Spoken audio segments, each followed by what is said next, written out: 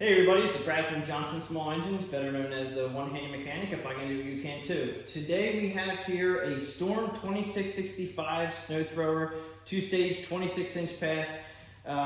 I'm going to actually show you how to diagnose and repair a snow thrower that I've just got in. It hasn't run in 2 seasons. They said it wouldn't start last year. Not sure why they waited this long. So it's been 2 seasons this has not run. I have not touched the machine. I want to show you how I diagnose and repair the no start condition. For anybody out there who has this particular machine or anything that's going to be close to this machine, it should still work. Most of these engines are pretty identical on a lot of different snow throwers. So let's get right to it. All right, so the first thing I want to do is I always just smell the fuel, because if it smells like turpentine, it's not a good thing. All right, so that doesn't smell too bad. It actually smells like gasoline, but gasoline will go bad inside the carburetors within 3 to 4 months from sitting and not being used, so keep that in mind.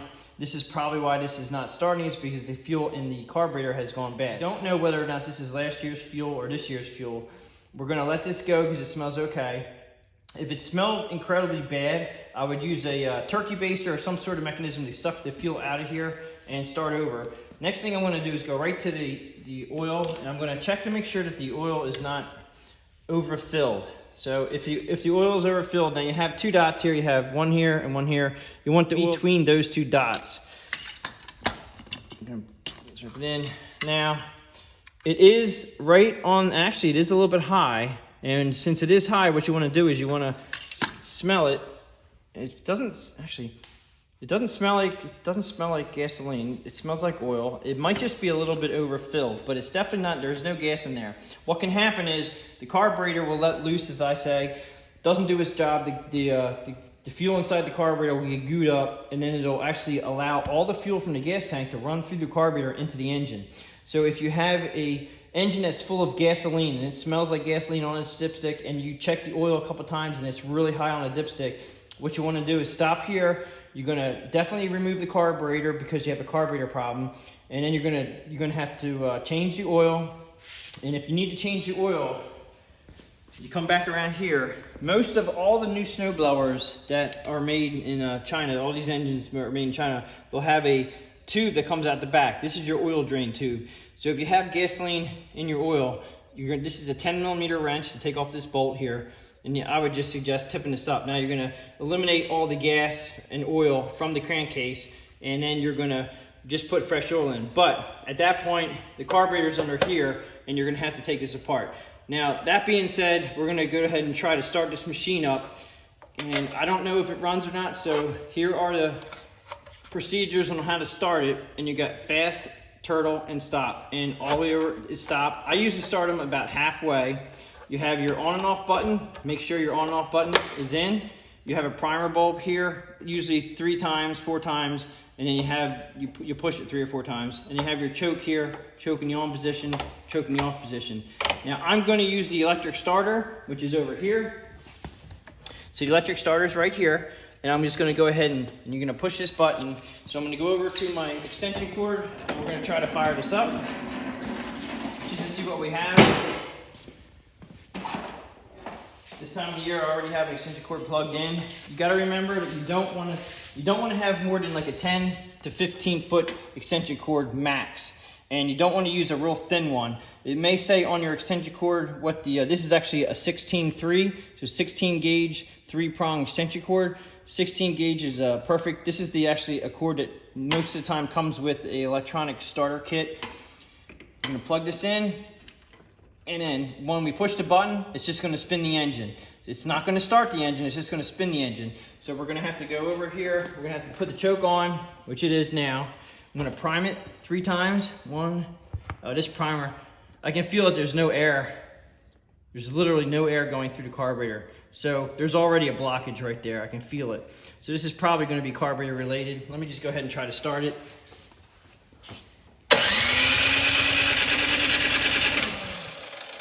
We have no start right now. Let's go ahead and check the ignition. We'll have it plugged in. We'll check the spark. Spark plug is right here. Now be careful when you unplug your spark plug. boot right here. Sometimes they can break. If you pull it from the cord, sometimes the cord will come off of the boot, and you don't want that to happen because then you gotta try to put it together. And these can get they're pretty tough in here. Oh, this guy's really tough. All right, so I'm gonna use a pair of pliers and be gentle when you don't want to crush it. I'm just gonna pull right off like that, off to the side. I have an inline spark tester that you put the red booty end onto the spark plug, and then you're gonna put the other end, make sure they're in far enough that they're grabbing. And then that will glow if we have good spark. It does. Now, I've had people say that these don't work. Sometimes they will mislead you. If it's a very faint spark, yes, sometimes some minor current can get through from the coil, even though you have a bad coil. But that was a very big flash. So as long as you have a nice big flash, you know your ignition spark is working. And that normally means that your spark plug is in good condition, because if the spark plug was fouled, it most likely would not spark. But so since I have it out here, so what we'll do, since it's at this point, is I'm gonna take the spark plug out. I'm gonna spray a little bit of fuel down the throat into the cylinder. That is bypassing the carburetor. So now that I know we have spark, we're gonna bypass the carburetor, because I pretty much know that we're gonna have a carburetor issue, because when I primed it here, there was no air. It's literally no air going through the primer, which means no fuel is being pumped up. So I'm gonna go ahead and pull that spark plug out. Okay, so the spark plug socket that I'm using today is a 15/16. This is a spark plug socket. You can also use a 15/16 socket if you have one. I'm gonna use a long extension with a 1/2-inch drive. That's just because my spark plug socket is a 1/2-inch drive socket. You don't have to use a 1/2-inch drive, just need a 15/16 socket to take the spark plug out. I'm gonna go ahead and see what this looks like, and it looks brand new. And as you can see, even though we've cranked this a lot, absolutely no fuel on the spark plug. So pretty much I know already that this is gonna be a carburetor problem, but I wanna make sure that this spark plug is okay. So I'm gonna go ahead now. This is not for everybody. You know, you don't have to do this, and it may be, you just wanna be careful spraying anything in the cylinder. Okay, so I just have a can here. This is like an oil can. I use it with gasoline, and I'm just gonna squirt a few. All right, so that was like 2 or 3 sprays into the cylinder. I'm gonna go ahead and put the spark plug back in. Now, if everything's working, we have compression. This is a brand new machine. It really should, the compression is fine. It just hasn't run. And I pretty much know that, so most likely in my area, we don't use snow blowers a lot. So carburetors are a big issue in this area, because people don't understand that fuel goes bad in small quantities inside the carburetor, which is here, under here, and I'm gonna show it to you in a minute. But I'm gonna go ahead and push the button. I'm gonna leave it on choke just to see if we can get a little bit of run time out of it. I think it's probably just gonna fire up, and then not, it's just gonna die after that, but it should fire. Okay, so right there, I do know 100% that we have a carburetor problem. All right, so at this point, we can do a few things. I'm actually gonna put this machine up on the bench right now, and so we'll get a little bit better view at it, and I'll show you what we do next. Okay, so I have this up on the bench, so we can get a little better view at it, and it's a little bit easier to work on. I'm gonna use a bowl here, and there's the carburetor bowls right here. All right, we're gonna wind up taking this off to figure it out anyway, but what you can start with, there's 2 bolts. One on the bottom is holding the carburetor bolt on. The one on the side actually allows you to get all the fuel out of it by draining it in the off season. That's why they put that nut there, the bolt there. Now, this is a very messy process. If no fuel comes out, we definitely have to get the carburetor off. But what I'm trying to get at is I'm gonna try to drain the bowl. Now, there is no fuel shut off on this machine. Now, you see how dark yellow that is? I'm gonna let that drain through. I'm gonna try to let that drain through until I see the clear fuel. Now, granted, we have a long way to go. Now, if you are worried and concerned about gasoline on your fingers, then don't do this, because this is messy. Gasoline may irritate you. Now I also see it coming out a little bit more clear. Okay, so I'm gonna go ahead and put that screw back in. You do not wanna remove the bottom bolt that holds the bowl on. If you do by accident, what can happen is the bowl has a gasket on it, and sometimes you can't get that gasket realigned, and when you put the bolt back in the bowl and you can't get it aligned up, you'll start dripping. All right, so we put that bolt back in there. I'm gonna go ahead and show you what it looks like in a glass container for you guys to see. You see how gold looking it looks, okay? Fuel to me should be a little bit clearer than that. Now granted, it depends on your area and what it looks like. I'm gonna go ahead and we're gonna take some of the fuel that I smelled in the tank. We're gonna go ahead and we're gonna take this fuel out of here. The fuel in the tank usually will stay fresh a lot longer in large quantities. So I'm gonna take this fuel out of here, and I'm checking for a couple different things. I'm checking for one, we're gonna check for water in the fuel, and it looks like this actually may have water in the fuel. If you can look down in that glass container, look how white it is. And look how cloudy it is. That is not good. So we may have water in this fuel. It's not exactly what I was expecting. I'm gonna put it down on a tire here because I can't hold it up so it doesn't fall when it gets too heavy.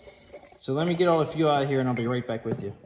Okay, so this is the third container of fuel. Now, this actually has contaminants on the bottom. I'm not sure if you're gonna be able to see that through the glass, but the stuff floating around, I'm not sure exactly what that is. It could be anything from a gas can, or it even could be ethanol, but I'm gonna show you over here. All right, so we have 3 different things that came out of here. This one here, I'm pretty sure is gonna have water on it once it settles. Now, how you tell water is you turn it on its side, and you can see right here, you see that moving around? That's actually water. And the cloudiness in this fuel is most likely water that's gonna sink to the bottom and it'll accumulate here. This is what came out of the carburetor bowl, and that is actually, that's the bad gas. That's what bad gas looks like. This smells like turpentine. That is not good. This is not good. I wasn't expecting water to come out of the tank. This is the remnants of what's left and a little bit of debris in the bottom, which you really can't see. So I'm gonna go ahead and we'll just keep taking this fuel out of this tank to get it all out of there. I'll be right back. Okay, so now that we have the tank empty, I'm going to go ahead and fill the tank up with probably about a half tank of straight, unleaded fuel that we use, and then we'll, I'm going to go ahead and try to flush the system out. So we're going to go ahead and start from there. So let me fill this up and be right back. Okay, so as you can see in there, we have a half tank of fresh gas. I'm going to go ahead and put the gas cap back on here. I had it apart, had it all the way out for the video so you can see in there. All right, so, and most of these gas caps will click like that when you're ready to go. I'm going to go ahead and we're going to drain the carburetor bowl one more time. And we're going to try to flush this system to see if it'll actually run. Sometimes you get lucky and you can drain the bowl, flush the system with the good gas, and it'll run. And if it runs, great. We don't have to rebuild the carburetor, so we're going to try that. Okay, so I'm going to go ahead and remove this bolt again. And like I said, if you're concerned about getting fuel on your hands, or you can use gloves, you can also use some rags. I'm just gonna try to flush this system out by letting it drain for a while.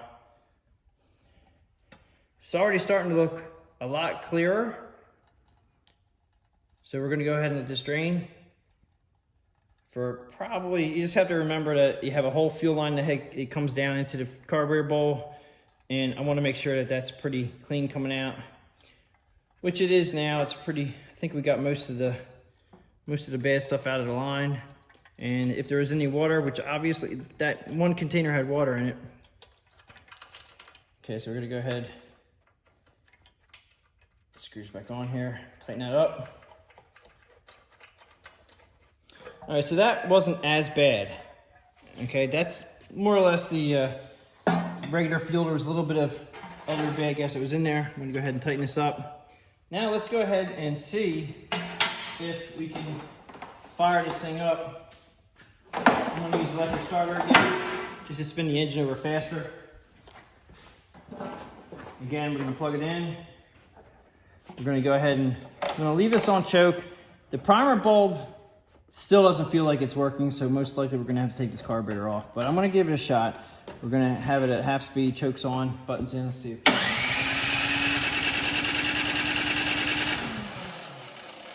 Alright, so that did not work, and I just want to give it a shot. Sometimes you can get lucky, so definitely try that first, because if you need to get your machine running and it's snowing outside, try that first before you have to remove the carburetor. Now we're going to go ahead and remove the carburetor.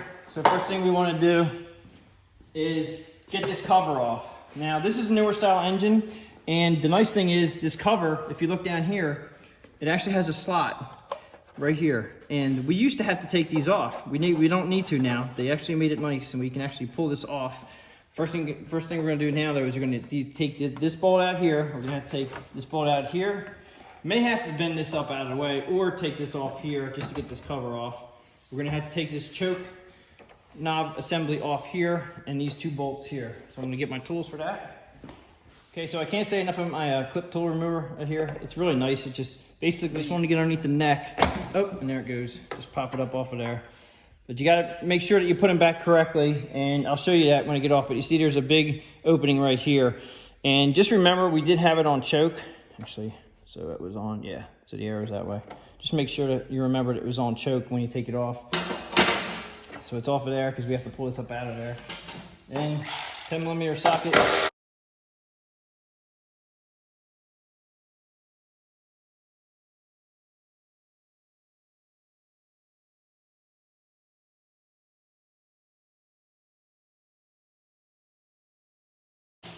And you're just gonna pull this out. You do have to go up above this. There's a little plastic part that goes into the carburetor. There goes my bolt, which I have. Now, also remember that we have two size bolts. Okay, you have a little guy and a big guy here. The big ones go in the front. One goes here and one goes here. And the little guys go on the side here. Okay, so make sure you're putting them in the right spots when you put them back on there. Okay, so you can wiggle this around. Now, if you look here, this is kind of hard to show you, but right here we have the primer line right here, and it actually hinders me from pulling this away. We're kind of stuck with the primer line here. So you're gonna try to move this around out of the way here, and because the primer line's in the way, we're gonna take it out of the, there's a little bracket it goes into. You pull it out of the bracket, and then also your ignition switch, which is here, this line here, has its bracket here. Pull this out of the bracket like that. So that gets us to the carburetor. So this is the carburetor right here. This is the bowl in this carburetor. Plastic piece here has got to come off. We have to take off this right here. Now this, a lot of people ask me how to get this off. I have figured out pretty much that. You can just pull it up, and we're going to take this off with a Phillips head. You got two screws that are Phillips. We're going to take them off.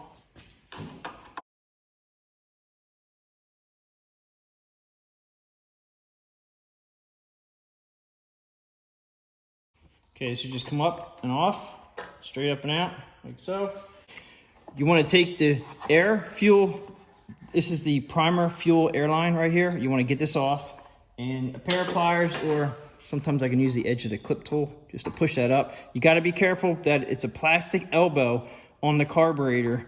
This is really on there, okay. This is plastic, you don't want to break that, you got to be careful. All right, and then you also have this, this goes to your valve cover here. It's your breather line, and that can be pushed off, or you just pull this off at the same time. Two 10mm, these nuts right here are 10mm socket or wrench, whatever you have.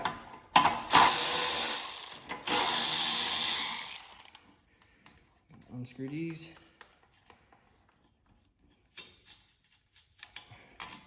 Okay, so just take that off, and you should have a gasket. It looks like the gasket's on here. The gasket's in good condition.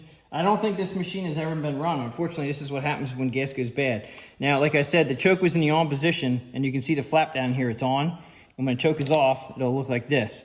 Now, I'm gonna put this in the ultrasonic cleaner. I don't need to take this off, but you can pull this up and out and off right now, and that'll get it out of this here, so it's not such a long piece in the ultrasonic cleaner. You don't have to take this off. For everybody out there, I'm going to show you how to clean this. Now, I'm going to leave it on for now because I'm going to bring it back here. We're going to try to get it running by just cleaning it without putting it in an ultrasonic cleaner. What we want to do is this fuel line here. This is one of the worst things I don't like about these engines is they don't give you a on and off fuel shutoff right here. if you try to put one in right here, when you put the cover back on, it doesn't work that well. You might be able to put one in here, but I'm just gonna go ahead and pinch it off for now. I have, these came from Harbor Freight. I'm not affiliated with them at all. And that's how you shut off the fuel line right there without hurting the fuel line. And then we're gonna take this off with a pair of pliers.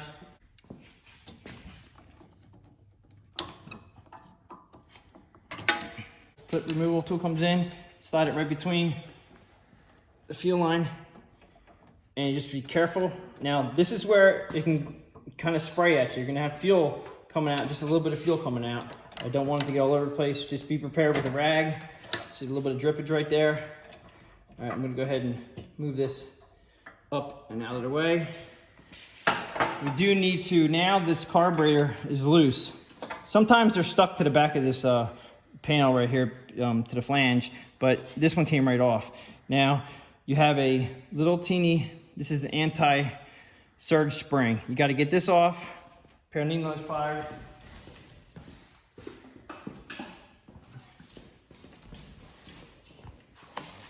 So we're just gonna go ahead and very gently take this off. You don't wanna bend it, just be careful.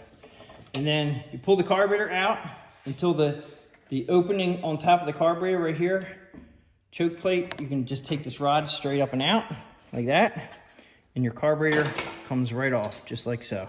Now, there is a gasket on the back of this thing, and we're gonna leave this on for now, and if you do need new gaskets, definitely get yourself a set of new gaskets if needed.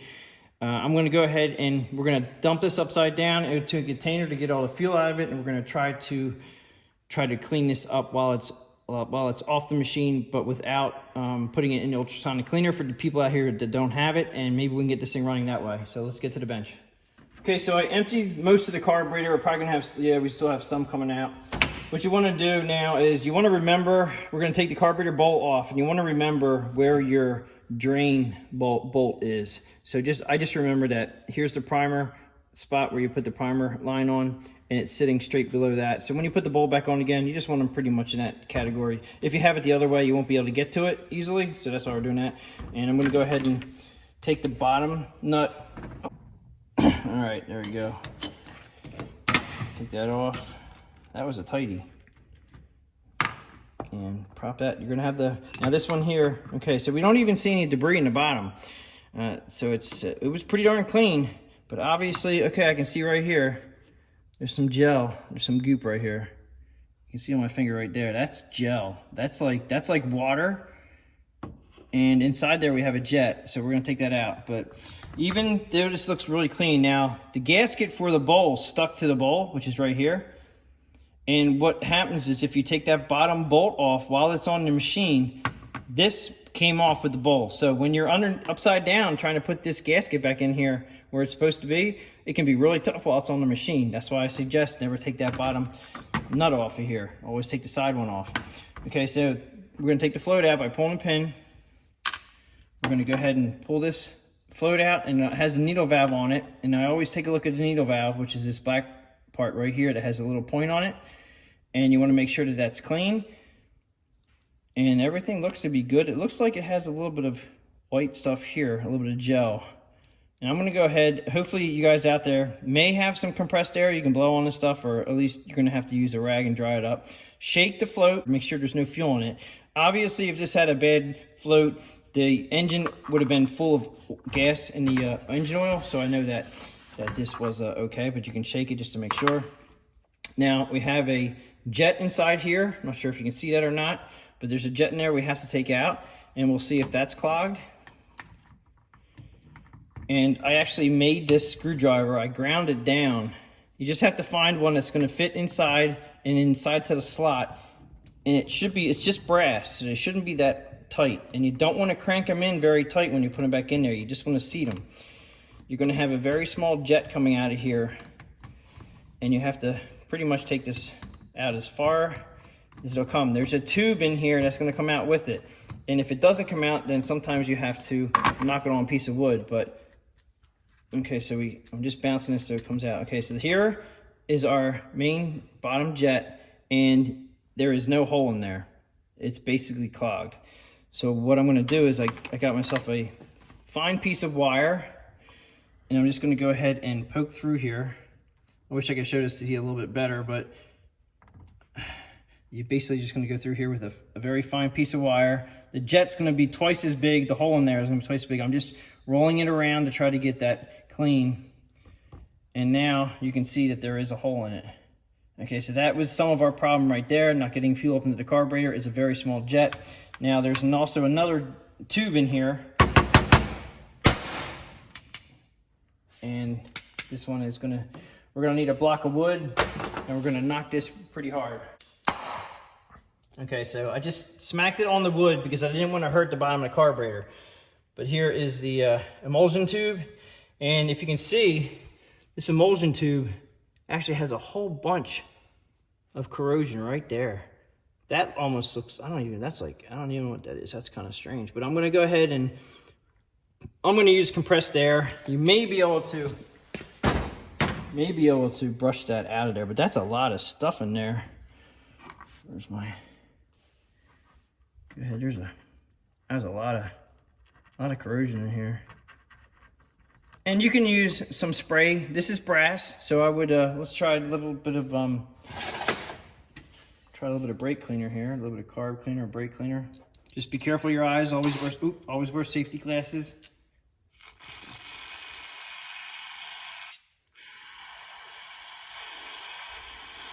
Okay, so that seemed to work. Okay, so by spraying the parts cleaner in there, I didn't even need the air, but I want to try to see if you can see through that now. It really came out nice, and yeah, so I think we got lucky with that. I'm just trying to do this without having anything that you guys may need extra. So that right there is clean. This jet here is now clean. Now you really want to, I guess we could spray the carb cleaner in there. I just worry about any internal parts. We do have a plastic piece up here. Sometimes the cleaners can really mess up the carburetor internals, but I'm pretty sure there is nothing metal, I think, in the middle of this. Now, also, remember when I was telling you about the primer, that we could not push air through this right there. When the primer line connects to that, and I couldn't prime, no air was coming through there. So you have to this is your idle screw. You have to be careful and put this back in. Basically, it does two things. It sets the idle for the carburetor, and it also keeps this jet intact. When you put this back in again, you have to make sure you line that up perfectly. I've seen people cross-thread these because it wasn't lined up perfect, and then they get stuck and they're jacking it. Now, I want to put this back into where the idle screw should be. This is your choke, or not choke, this is your throttle plate right here and the throttle lever. And if you look inside here, between the throttle plate here, and there's a screw that comes out. You have to have that set. I usually have it set about 1/8 inch to possibly a little bit more than that. Just about right there set where the screw's sticking out, and that'll give you a fairly low idle. If you screw that in further than that and you have it screwed in all the way, basically halfway on this little jet right here is probably where you want to have this sitting. So remember when you take that out, where that's sitting. If you screw it in too far, you'll never come off of a high idle. You'll start the machine up and you wonder why it's idling very fast. It's because this screw was in way too far.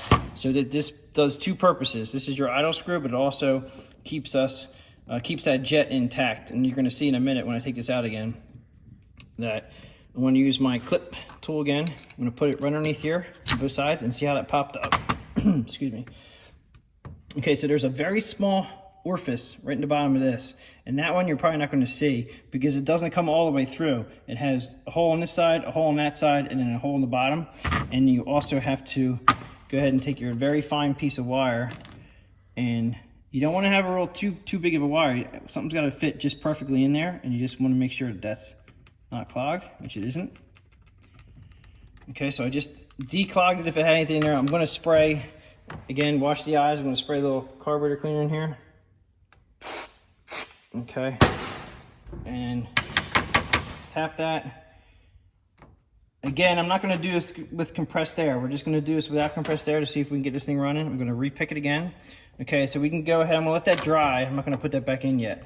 We have another area where there are, and this is really hard to see, there are 3 or 4 holes way back in there.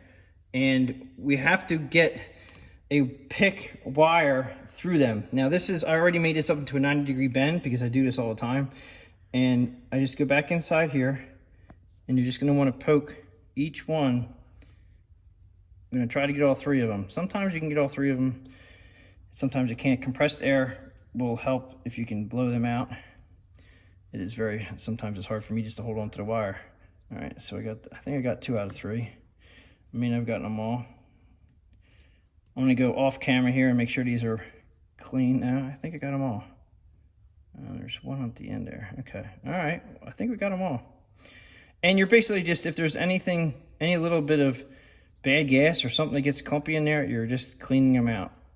And without having compressed air, you know, you're not gonna know 100%, but I unblocked them if there was anything blocking them. The other way is, back in the day, we used to be able to take these out and replace them. Unfortunately, these carburetors don't come with kits, and you can't get that. So just by doing that is, most of the time is fine. So you clean that one out. Now I'm also gonna, there is a couple orifices here, one here and one here. And then you also have this is where your needle valve goes, right here. And I know that fuel was flowing through a needle valve because the fuel comes in the inlet here and it comes out through here into your carburetor bowl. So I know that was flowing just fine. I'm gonna go ahead and we're gonna spray a little cleaner in this hole right here and in this hole right here.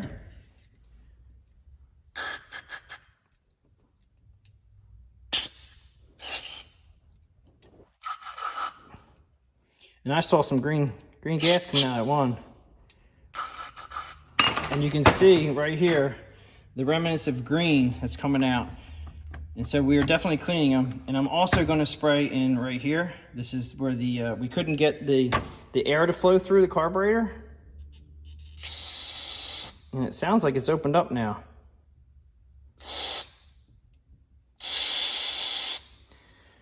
Okay, so I'm gonna give this a couple minutes to dry. And then we're gonna come back and put it back together again. I'm gonna just let this, it's gonna take a few minutes to dry. Now granted, I'm doing this without compressed air, so I'm just gonna have to let it set up and dry it, and we'll be right back. Okay, so it's all dry, and now we're gonna start putting it back together again. I'm gonna just go in reverse order. Now there's an O-ring on here, and this one is just very small, and sometimes you can barely see it it's right there, but anyway, sometimes you need a little bit of lubrication to get these to seat down in here.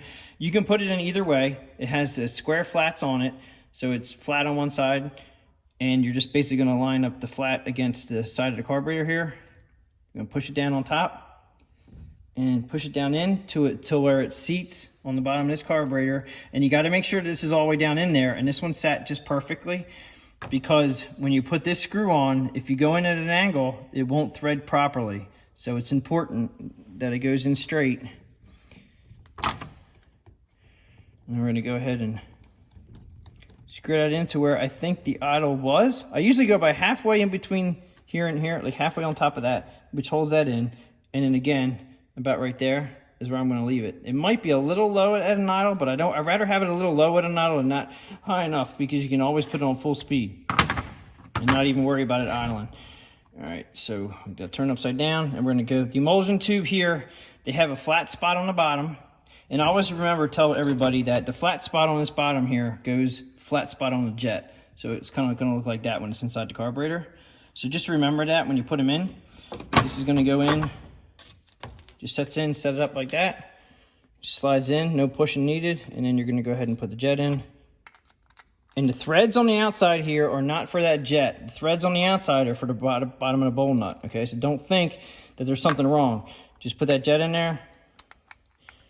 I'm gonna go ahead and you screw this in until you feel it get snug. Do not over tighten it, because sometimes you will have it so tight. I just felt like it's snug. Okay, so just a little bit of snug, that's it. It'll stay. You don't wanna get it over tight, because if you mess up the brass, you can't get it back out again. The float on this one is nice. They're spring loaded. They're actually attached to the needle valve is attached to the float with a spring, which is really nice. So it makes it easier to put it in here. So you're just gonna go ahead and put it back in. You're gonna have the one side of this is round and one side has a flat spot on it usually. This one looks like it might be round all the way around. They changed them up a little bit. So you should be able to put them both ways. Doesn't matter which way you go in. and just have it sticking out at each end evenly, and just make sure everything operates. Now, I probably should have put in the bowl gasket first, but I didn't. The bowl gasket has to sit in a recess, and this can get a little tricky sometimes because it has to sit inside the recess on the carburetor, and it's sitting in there perfectly right now. Now, like I said about which way the bowl goes, primer line right here, and this is exactly where where it lines up with the drain, because if you put the drain on the other side of the carburetor, you're not going to be able to get to it when it's on the machine. I'm going to go ahead and put the nut on, crank that tight, give that a good tight. Now we're ready to put this back on and see if we can get it to run. Okay, so we're going to go ahead and slide her on there. Now the gasket's right here. This gasket's very good condition. We're just going to leave it on. We're going to go with it and put that on there. Now before you slide it all the way on, this is where you want to put your throttle linkage on. It's going to go up. Sometimes it's a little tricky. Sometimes I use a pair of needle nose pliers and I'll try to bend it up a little bit to, not bend it, you don't want to bend it, but to get that thing to go in there, sometimes it's a little tricky. So I'm moving back and forth and there it goes in. Our spring, be very careful. Actually, I'm gonna have to hold this out a little bit and then put it in the slot, like so. All right, slide that in. At this point, I'm gonna go ahead and put the fuel line back on. And I like to put the fuel line on right away because I like to let the fuel go through the carburetor and make sure it sets up, which means that if we have any leaks going on, we're gonna see it right away. Before I get everything else back together again, I just gotta push this down as far as it'll go. I'm gonna go ahead and let our fuel clamp off like that. And go ahead and put our clamp back on. Now at this point, fuel is going into the carburetor. Okay. And sometimes I'll tap it just a little bit, just to get that needle valve moving a little bit. It'll get everything seated. I always check just to make sure we don't have any kind of fuel just flowing out right now. And as you can see, where the nut is for your drain, it's right above that's where the primer line goes in, and that's where we could access it easily. If you had it the other way, it would be over here, and you wouldn't be able to access it once you get the cover back on again. So that was a good plan that we did that. It doesn't look like it's leaking anything, so I'm gonna go ahead and put where's the other cover? We're gonna find a cover. Now this one had the gasket on here, and we're gonna leave that on. I'm just gonna go ahead and put the hose back on while I'm sliding it in, like so. The nuts, I'm gonna cross thread them. I'm gonna go ahead and tighten that up.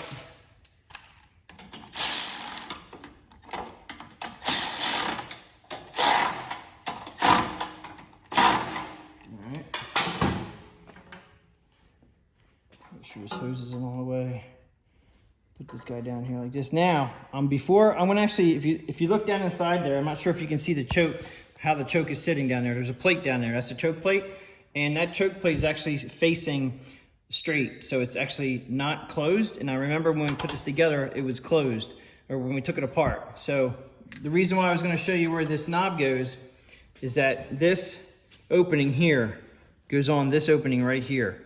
Okay, so when you put this back on, it's gonna be exactly where we left it. The choke was on, and that's where it was facing, and you gotta make sure that that opening goes onto that slot.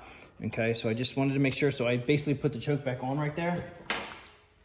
Now I'm gonna go ahead and put this cap back on, and that's your Phillips. If I can't get it going by just manually cleaning it, I'm gonna have to take it apart. So at this point, since the choke is on, I'm gonna actually put the knob back on so we can turn it off. The primer line, I'm just put it back on. If this is real loose here, if yours comes off really easy and this one does not, you may wanna snip it a little bit or put a new fuel, or it's not fuel, it's your Airline. Put a new Airline onto your primer bowl. Now at this point, I'm gonna go ahead and try to start this like we normally would. We have, the switch is still connected, so it's here, and everything's fine there. I'm gonna go ahead and prime it 3 times. Oh, I hear it. See, now I hear it, listen to that. Now it's working. I don't wanna prime it too much. So I think we unblocked that. It's still at half throttle. We should just be able to fire this up and we'll see if it runs. So we're gonna go ahead, if the not plugged in here. I'm gonna go ahead and just manually try it. We should be able to do this manually, so let's give it a shot. All right. Try this again. I might have flooded it. Let me take the choke off.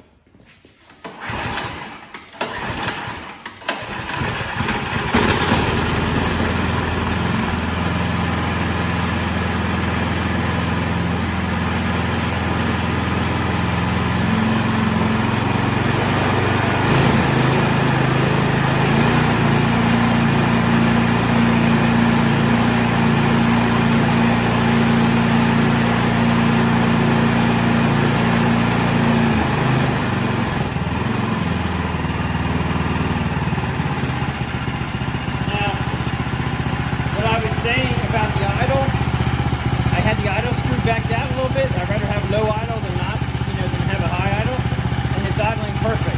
Now the last spot is off. All right, so basically that little bit of low, I got a little bit lower, but then it's off. So you have a switch in here that turns it off. So what I was trying to say, if you didn't hear me, was if you have the idle screw in too far, you'll never get it to idle like it was just idling. It'll just have a real high speed. I have a couple comments that people said, oh, I put it back together again and it just runs fast. Well, it's not the fault of the throttle, it's the fault of when you screwed the screw in too far, the idle screw in too far. And it looks like, okay, so it's on this side. Let me show you here. It's right here. Okay, so you could manually do that with a screwdriver if this is all off. All right, the reason why I wanted to show you guys that when it was off is because if I had to take this apart, obviously I would need to redo everything again. So at this point, it actually runs real well. And my concern is when I rebuild a carburetor, will it leak? Okay, this was so new, the gasket wasn't bad under there, so we're using the same bowl gasket. I've had really good luck with using the other gaskets, especially it's not an old machine. But it's not dripping, there's nothing wet. So what I do now is I'm gonna put it back together again. We're gonna let this sit overnight. We're gonna come in tomorrow morning and see what it's like. Okay, so that pretty much sums it up for getting the 2665 Troy-bilt Storm running and operating, and I was able to do that without using compressed air, so hopefully this will help everybody out there in a pinch. If you have any questions or comments, please leave them below. If you like this video, please give it a thumbs up. Please subscribe, tell your friends about my channel, and I will catch you on the next one.